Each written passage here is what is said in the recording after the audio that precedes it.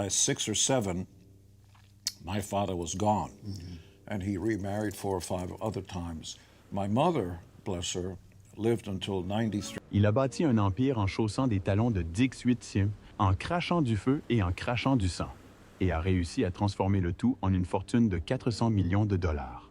Gene Simmons n'est pas seulement le visage du démon du Kiss, c'est l'homme d'affaires derrière l'une des marques les plus rentables du rock and roll.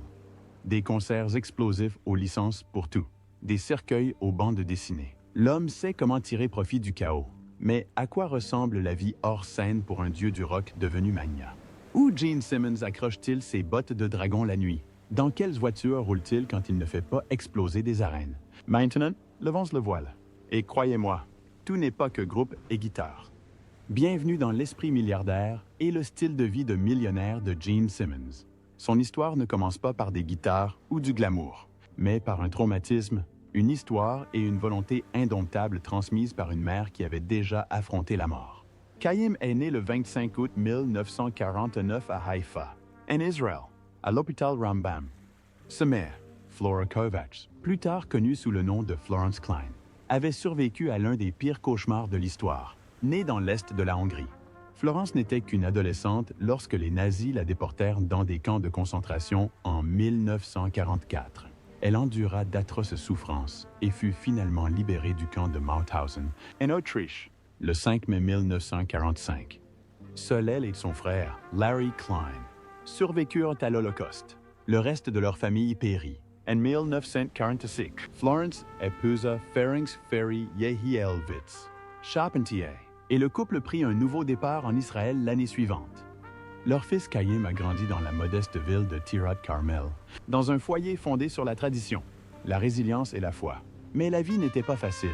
Simmons a souvent décrit ses premières années comme extrêmement pauvres. Le pain et le lait étaient rationnés.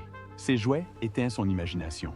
À seulement 7 ans, Chaim se démenait déjà, cueillant des fruits sauvages et les vendant au bord de la route avec un ami pour gagner quelques pièces supplémentaires. Quand Chaim avait 8 ans, ses parents ont divorcé. Ce moment a tout changé. Lui et sa mère ont quitté Israël pour commencer une nouvelle vie dans le Queens, à New York. Son père est resté en Israël, où il s'est remarié et a eu d'autres enfants, un garçon et 3 filles. Chaim, quant à lui, s'est adapté à un monde nouveau et étrange, sous un nouveau nom.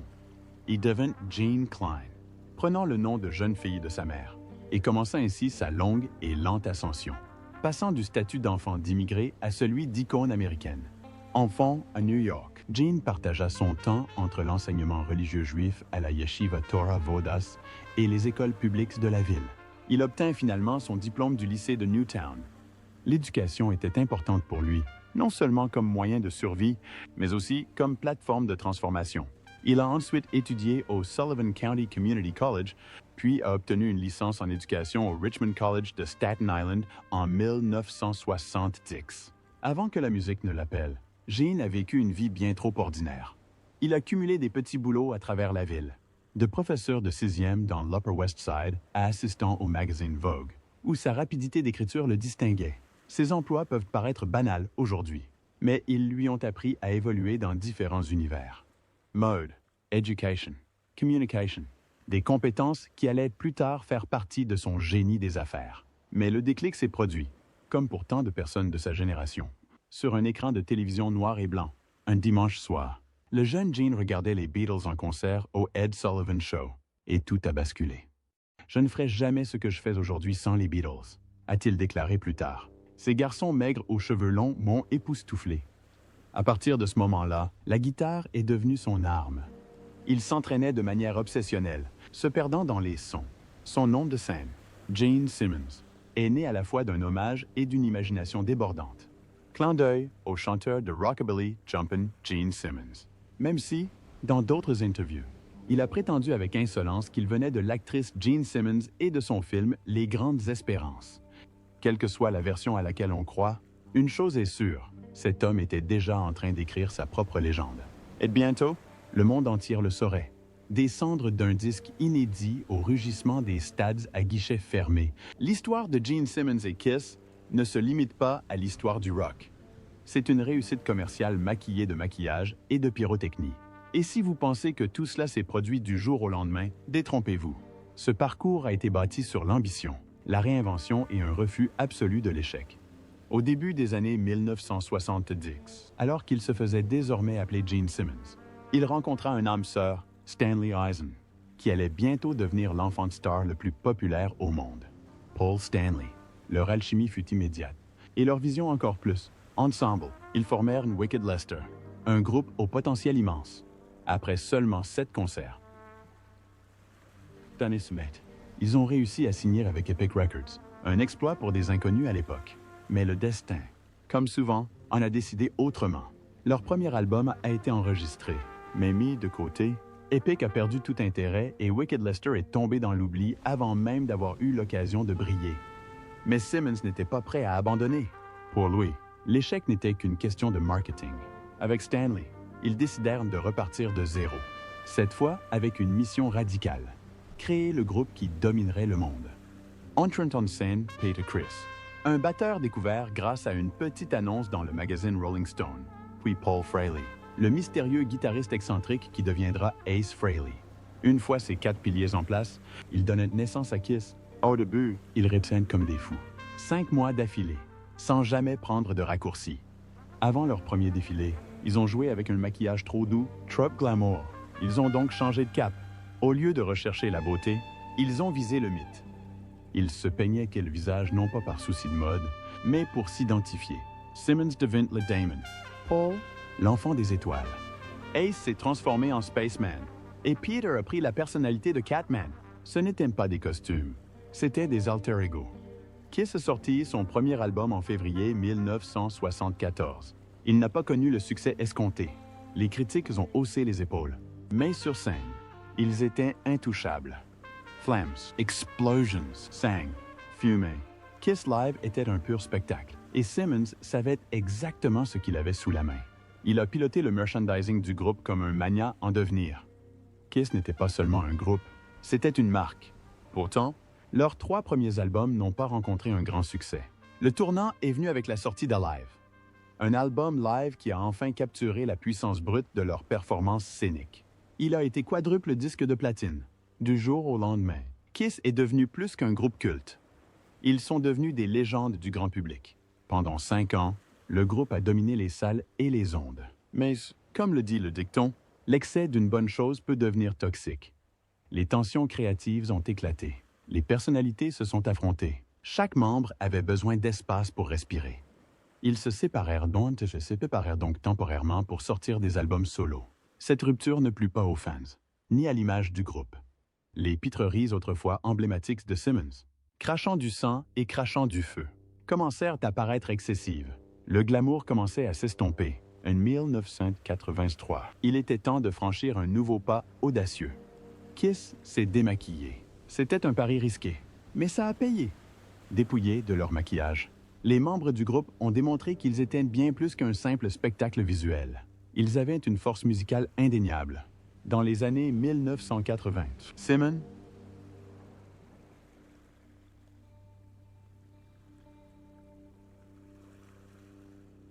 s'est tourné vers le métier d'acteur, décrochant des rôles au cinéma et à la télévision, et a même lancé son propre label, Simmons Recording. En 1992, Kiss sought Revenge, un album plus sombre et brut qui réaffirme leur singularité. Ce succès commercial ravive l'intérêt du public. En 1995, leur apparition sur MTV Unplugged surprend les fans par son émotion brute et sa performance épurée. La réunion des membres originaux qui suivit marqua le début de la tournée mondiale Alive, un succès planétaire qui prouva que Kiss avait encore du potentiel. Mais comme tous les opéras rock, la programmation changea. Ace Frehley et Peter Criss quittèrent finalement définitivement le groupe, remplacés par Tommy Thayer et Eric Singer. En 1998, Psycho Circus marqua une nouvelle évolution, mêlant nostalgie et innovation. Simmons ne se contentait plus de conquérir la musique. En 1999, il a coproduit Detroit Rock City, un film qui était à la fois un hommage aux fans et une capsule temporelle de la Kissmania. Mais le chapitre le plus surprenant est peut-être celui des années 2000, lorsque Simmons est devenu une star de télé-réalité. Des émissions comme Rock School et Gene Simmons ont été créées. Family Jewels offrait un regard intime, souvent humoristique sur les dessous du masque du démon. Et la réinvention ne s'arrêta pas là. Simmons devint une figure incontournable dans tous les médias. Talk shows, concours, conférences d'affaires. En 2022, il s'est à nouveau internationalisé. Cette fois, il a été juge de Yoshiki Superstar Project X, une émission de télécrochet japonaise diffusée sur Hulu. Gene Simmons a toujours été plus qu'un bassiste dans un groupe de rock. C'est un homme d'affaires, un stratège, un artiste et, surtout, un bâtisseur d'empire acharné, qu'il soit maquillé ou non. Sur scène ou à l'écran, une chose reste constante. Simmons ne se contente jamais de ce qu'il a à offrir. Il crée, réinvente et domine. Voilà, mes amis, comment transformer un album raté et un visage maquillé en un héritage mondial. Dites-moi quand vous serez prêt pour la suite. Sun Empire Immobilia, sa vie privée et comment il a transformé Kiss en une marque milliardaire. La carrière de Gene Simmons, légende du rock, homme d'affaires et personnalité médiatique, qui dure depuis des décennies. Lui a non seulement valu une renommée internationale, mais lui a aussi rapporté une fortune colossale. Connu pour son amour du luxe et de l'intimité, Simmons a vécu dans certaines des maisons les plus exclusives des États-Unis. Au fil des ans, il a possédé une somptueuse demeure à Beverly Hills, une propriété pittoresque au bord du lac Tahoe et même un magnifique complexe moderne à Las Vegas. Des collines d'Hollywood au désert du Nevada. Gene Simmons ne se contente pas de vivre. Il vit haut et fort. Examinons de plus près les maisons que le démon considère comme son sanctuaire personnel. En 1986, Gene Simmons a fait un choix immobilier audacieux en investissant 1,3 million de dollars dans une immense demeure de 500 mètres carrés nichée au cœur de Beverly Hills, un coin enviable de l'un des terrains les plus convoités et les plus chers de la planète. Ce n'était pas n'importe quelle maison. Elle s'étendait sur près de 2 acres, offrant le genre d'espace et d'intimité que seule une rockstar de la stature de Simmons pouvait exiger. Mais Gene ne s'arrêta pas là. Au cours des années suivantes, il se lança dans une transformation colossale, coûtant plusieurs millions de dollars, investissant environ 12 millions de dollars dans un projet de construction sur 5 ans qui allait transformer la propriété en son chef-d'œuvre actuel. Cette propriété de 10 chambres, offrant toujours un 500 mètres carrés de luxe absolu, devint la pièce maîtresse de l'émission de télé-réalité familiale, offrant aux fans un aperçu de la vie derrière le légendaire masque de Damon. La transformation fut tout simplement spectaculaire. La maison d'origine fut entièrement démolie lors d'une rénovation de 18 mois, laissant place à une forteresse moderne conçue pour allier style de vie et spectacle. Un court de tennis laissa place à un vaste garage de 10 voitures, équipé d'un ascenseur haute technologie pouvant en accueillir 20. Clin d'œil à la passion de Simmons pour les voitures de luxe. Le garage attenant pouvait accueillir 3 voitures supplémentaires, assurant ainsi à sa collection un abri permanent. La propriété elle-même est devenue un véritable terrain de jeu pour les loisirs et la détente. Une toute nouvelle piscine de 18 mètres sur 6 mètres agrémente le jardin, entourée d'un barbecue et d'un espace repas pouvant accueillir 30 convives. Et merci, parfaite pour les fêtes dignes d'une icône du rock. À l'intérieur, l'ambiance a radicalement changé, passant de la palette lumineuse et crème d'origine à une esthétique plus moderne et chaleureuse, avec des touches de bois. De hauts plafonds illuminés par un éclairage audacieux et des murs noirs saisissants qui font écho à la personnalité avant-gardiste de John. La cuisine a également été entièrement réinventée, abandonnant son charme d'antan pour un style épuré et contemporain. Les parquets ont disparu, remplacés par de la pierre polie, agrémentés d'un élégant îlot central et d'un éclairage épuré, qui confèrent à l'espace une atmosphère fraîche, fonctionnelle et indéniablement luxueuse. La demeure compte 7 chambres spacieuses, bien loin de son ancien style. L'extérieur arbore désormais des lattes de bois grises au lieu de la traditionnelle peinture crème, conservant ainsi la forme originale de la maison tout en lui conférant un aspect élégant et moderne. Malgré toutes ces améliorations et transformations, le domaine conserve l'intimité précieuse de Gene Simmons. Niché au cœur d'arbres majestueux, la demeure est accessible par une large allée sinueuse qui traverse des jardins luxuriants et longe la piscine scintillante. Véritable havre de paix et de tranquillité, alliant luxe et discrétion. En octobre 2020. Après avoir habité cette propriété pendant des années, Jane et son épouse Shannon ont mis la propriété en vente, initialement proposée à 22 millions de dollars. En septembre, 2021. Ils ont accepté une offre de 6 millions de dollars, marquant la fin d'une époque pour l'une des résidences de rockstars les plus emblématiques de Beverly Hills. Manoir à Las Vegas. Dans une démarche qui a attiré l'attention des amateurs d'immobilier et des fans de rock, Gene Simmons a récemment mis en vente sa magnifique demeure de Las Vegas pour 15 millions de dollars, soit près du double du prix payé quelques mois plus tôt. En mai dernier, le leader de Kiss a acquis ce chef-d'œuvre moderne pour 8,2 millions de dollars. Et il est facile de comprendre pourquoi il a été attiré par une propriété aussi impressionnante. Perquée au-dessus du célèbre Las Vegas Strip, s'étendant sur près de 11,0 pieds de carré, la maison est une merveille de design contemporain, comprenant 6 chambres spacieuses et 8 salles de bains luxueuses, offrant suffisamment d'espace pour la famille et les invités. Située sur près de 4,0 m2 de terrain, la propriété dispose d'un vaste jardin aussi complexe qu'accueillant, avec 133 allées soigneusement conçues, serpentant à travers un gazon artificiel adapté au désert, créant un mélange harmonieux de nature et de praticité dans le climat aride du Nevada. À l'intérieur, vous serez accueilli par une entrée paisible dans la cour, agrémentée d'une passerelle flottante au-dessus d'un paisible bassin à carpe koi, un clin d'œil subtil au luxe et à la zen qui donne le ton au reste de la maison. La conception estompe astucieusement la frontière entre intérieur et extérieur, grâce à des portes coulissantes en verre et des parois vitrées escamotables qui ouvrent l'espace à la lumière naturelle et à des vues imprenables. Que vous vous prélassiez à l'intérieur ou que vous sortiez sur l'une des terrasses, le lien avec l'environnement est indéniable. À l'intérieur, l'esthétique impressionne par son mélange sophistiqué de pierres naturelles, de boiseries chaleureuses et de béton apparent, offrant ce que l'annonce décrit comme une véritable expérience sensorielle. L'escalier moderne et le couloir du 2e étage, bordé de baies vitrées, renforcent le sentiment d'ouverture, tandis que l'espace ouvert de la maison favorise une circulation fluide entre les espaces. Les passionnés d'automobiles seront ravis du garage pour 11 voitures. Un atout idéal pour une rockstar appréciant les voitures haut de gamme. La cuisine, véritable rêve de chef, est dotée d'un double îlot central, à la fois espace de travail et lieu de convivialité, idéal pour recevoir ou partager des repas en famille.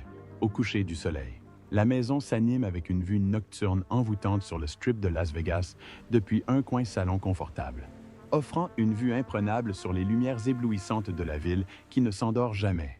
La terrasse extérieure et les espaces de divertissement font de cette demeure un lieu de rêve pour tous ceux qui aiment allier luxe et art de vivre. Vous êtes-vous déjà demandé quel genre de voiture une légende du rock comme Gene Simmons conduit lorsqu'il n'est pas occupé à enflammer les scènes ou à conclure des transactions immobilières de plusieurs millions de dollars? Promenons-nous dans son garage et découvrons quelques-uns des véhicules les plus remarquables de sa collection personnelle. Chaque voiture reflète une facette différente de sa personnalité hors du commun, de la puissance brute à l'élégance classique, en passant par une pointe d'humour. Voiture, tout d'abord. La Chevrolet Corvette Stingray Z50 est un 2014, une voiture aussi audacieuse et agressive que Gene lui-même. Ce modèle n'est pas une Corvette ordinaire. Le Pack Performance Z51 ajoute un sérieux punch avec des caractéristiques telles qu'une suspension améliorée, des roues plus grandes et un système d'huile à quarter sec conçu pour une conduite haute performance. Sous le capot, la Stingray est équipée d'un moteur V8 de 6,2 litres développant environ 455 chevaux, ce qui en fait l'un des moyens les plus rapides de faire tourner les têtes à Beverly Hills ou à Las Vegas. Pour Gene, ce n'est pas seulement une voiture de sport, c'est un symbole de la puissance et de la précision américaine. Bruyant et sans complexe, à l'image de sa musique. Il y a aussi la Rolls-Royce Silver Spirit, un véhicule qui incarne le raffinement ultime d'une rockstar. Si le Corvette crie vitesse, le Silver Spirit murmure Lux, avec son intérieur en cuir artisanal, son moteur V8 souple et son emblématique ornement de capot, Spirit of Ecstasy. Cette voiture révèle le côté sophistiqué de Gene. C'est le genre de voiture qu'on ne conduit pas seulement, on y glisse, imposant le respect à chaque tour de volant. On imagine facilement Simmons se rendant à un événement sur le tapis rouge ou à une réunion d'affaires de haut niveau au volant de cette beauté britannique, laissant la voiture parler d'elle-même. Et enfin, et ce n'est certainement pas le moins important, voici une voiture qui pourrait vous surprendre. La Mini Cooper. Mais pas n'importe quelle Mini. Gene Simmons a entièrement relooké la sienne. On parle de flamme, de logos et d'une touche rockstar d'un pare-chocs à l'autre. À la fois objet de collection et hommage roulant à l'un des groupes les plus emblématiques de l'histoire du rock, cette mini prouve que, dans l'univers de Gene, tout n'a pas besoin d'être surdimensionné pour être bruyant. Parfois, la plus petite voiture du quartier a le plus grand caractère. Alors, laquelle de ces 3 voitures choisiriez-vous pour faire un tour? La Corvette survoltée, l'élégante Rolls-Royce ou l'impressionnante Kiss Mini? Dites-nous quel est votre préféré dans les commentaires ci-dessous. Philanthropie, derrière le maquillage, les pitreries scéniques enflammées et le personnage rock légendaire de Gene Simmons, se cache un cœur profondément engagé à faire une différence dans la vie des enfants du monde entier. Au-delà de ses performances électrisantes et de son style de vie survolté, Simmons a consacré une partie importante de sa vie à l'action humanitaire, un rôle qu'il assume avec la même passion qu'il met sur scène. L'un des engagements philanthropiques les plus marquants de Simmons est son travail auprès de Child Fund International, une organisation mondiale qui vient en aide aux enfants dans le besoin. Simmons n'est pas un simple donateur. Il parraine personnellement plus de 140 enfants, et son dévouement l'a conduit loin des projecteurs d'Hollywood, dans les villages ruraux de Zambie. Cette visite, documentée dans un épisode émouvant de l'émission Family Jewels de Gene Simmons, a révélé une facette de la rockstar que beaucoup de fans n'avaient jamais vue.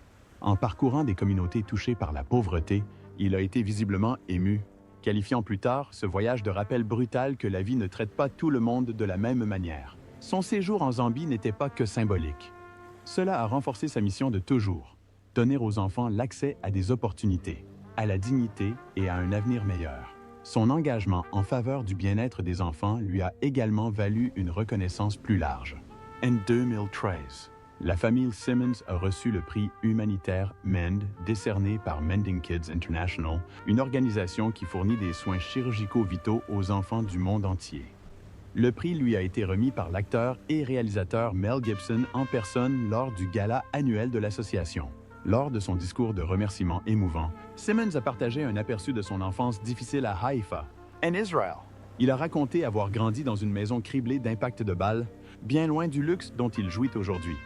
Il se souvient du moment où sa mère a reçu un colis de soins, le qualifiant de tournant dans leur vie.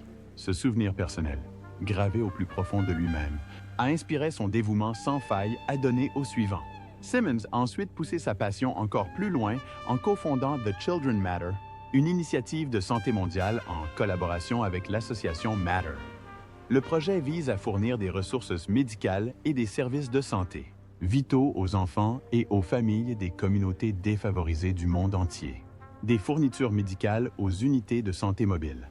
L'initiative de Simmons contribue à combler le fossé entre souffrance et survie pour de nombreuses populations vulnérables, même face à une pandémie mondiale. Gene Simmons n'a pas hésité à s'engager auprès du public. Français, pendant la crise de la COVID-19, il a utilisé sa plateforme publique pour encourager les fans à porter des masques, à respecter la distanciation sociale et à prendre le virus au sérieux.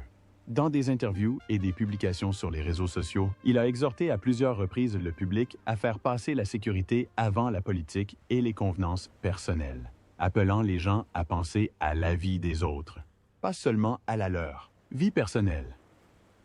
Derrière l'arrogance, les bottes de dragon et la bravade sans complexe de Gene Simmons se cache une vie personnelle étonnamment complexe, remplie de romance, de loyauté, de chagrin d'amour, de discipline personnelle et d'un profond respect pour son passé. Simmons, le légendaire cofondateur de Kiss, réside à Los Angeles avec sa compagne de longue date et désormais épouse, Shannon Lee Tweed, actrice canadienne et ancienne playmate de Playboy. Leur histoire d'amour est à la fois atypique et durable. Bien qu'ils aient commencé à se fréquenter en 1983, ils ne se sont mariés que le 1er octobre 2011, soit 28 ans plus tard. Simmons a souvent minimisé leur longue cour, affirmant avec ironie qu'ils étaient heureux célibataires et faisant écho à Groucho Marx. Le mariage est une institution, et je ne veux pas vivre dans une institution. Leur mariage a eu lieu au somptueux hôtel Beverly Hills, marquant non seulement une étape romantique marquante, mais aussi l'aboutissement d'une relation qui avait déjà résisté aux tempêtes de la célébrité et des tentations. Ensemble, Simmons et Tweed ont élevé 2 enfants, Nick, né en 1989, et Sophie, nés en 1992, chacun à sa manière. Ils se sont fait connaître, apparaissant aux côtés de leurs parents dans l'émission de télé-réalité familiale Jane Simmons Family Jewels, offrant aux fans un aperçu des coulisses du rockstar et du quotidien d'une famille très moderne. Bien sûr, le chemin vers le bonheur familial n'a pas été sans embûches. Avant de se marier avec Tweed, Simmons a entretenu des relations très médiatisées avec Cher et Diana Ross, avouant notamment être tombé amoureux de Ross alors qu'il fréquentait encore Cher. Une confession qui n'a fait qu'ajouter à sa réputation déjà scandaleuse. Au fil des ans, Simmons a été franc, voire vantard, au sujet de ses exploits amoureux. En 2010, il a affirmé avoir fréquenté 50 femmes, conservant même une photo Polaroid de chaque rencontre avec la clé de l'hôtel correspondante. Cependant, coup de théâtre digne d'un scénario hollywoodien. Shannon a découvert ces photos après le mariage et, lors d'un moment fort diffusé dans leur émission de télé-réalité, les a toutes brûlées devant Simmons et les caméras. Cette scène a marqué un tournant, une clôture symbolique du passé et un engagement renouvelé pour leur avenir commun. Au-delà de son personnage rock'n'roll, Gene Simmons est une sorte d'anomalie dans le milieu. Fièrement sobre, il a dénoncé ouvertement la drogue et l'alcool tout au long de sa carrière. Dans un monde où l'excès est souvent glorifié, Simmons a tenu bon, affirmant n'avoir jamais été ivre ni défoncé. Pas même une seule fois. La raison? Sa mère, Flora Klein, une survivante de l'Holocauste, qui l'a élevée seule en Israël. « Je suis le seul enfant de ma mère », a dit un jour Simmons. « J'avais peur de ne pas avoir le droit de faire du mal à ma mère. La vie l'a déjà fait. Son mode de vie sain n'était pas un simple choix. C'était un hommage, même si Simmons n'est pas à l'abri des ironies de la vie. Il lui est arrivé de se droguer accidentellement après avoir consommé des brownies au cannabis sans le savoir. Un rare incident dans son passé de sobriété. Sa réaction? Plus de surprise que de scandale. Et une autre histoire pour sa légende grandissante. Mais Simmons n'est pas seulement un dieu du rock et un père de famille. C'est aussi un geek de longue date, un passionné de science-fiction et de bande dessinée. Bien avant sa célébrité, Simmons s'était plongé dans l'univers des fanzines, publiant des titres comme Id, Cosmos et Mantis. Il écrivait sous des pseudonymes, contribuait à des publications de fans et avouait même en 1977 que, même s'il n'avait plus été actif dans le fandom depuis quelques années, celui-ci avait autrefois occupé une place importante dans sa vie. Pour quelqu'un connu pour dominer les stades, c'est un charmant retournement de situation que ses premières ambitions aient été de dominer les pages de la science-fiction. Parlant couramment le hongrois, l'allemand, l'hébreu, l'anglais et même un peu de japonais. Simmons est un homme aux multiples facettes. Il s'est réinventé non seulement en tant que musicien, mais aussi en tant que père. Murray, homme de fer, philanthrope, à bien des égards, en tant qu'éternel outsider qui a fait de ses différences une marque internationale. Gene Simmons n'est pas seulement une légende du rock. Il est la preuve vivante que derrière les personnalités les plus marquantes se cachent les histoires les plus inattendues. Merci beaucoup d'avoir regardé notre vidéo. Nous espérons que vous avez apprécié cette balade dans l'univers luxueux, chargé d'histoires et d'histoires hors du commun de la royauté du rock. Si vous avez aimé cet aperçu de l'empire de Gene, n'oubliez pas de vous abonner et d'activer les notifications. Nous vous réservons plein d'autres histoires fascinantes. Des maisons de célébrités au parcours de vie inédit. Cette chaîne vous ouvre les coulisses de la vie des personnalités les plus emblématiques du monde. Merci encore de votre écoute et à bientôt pour le prochain.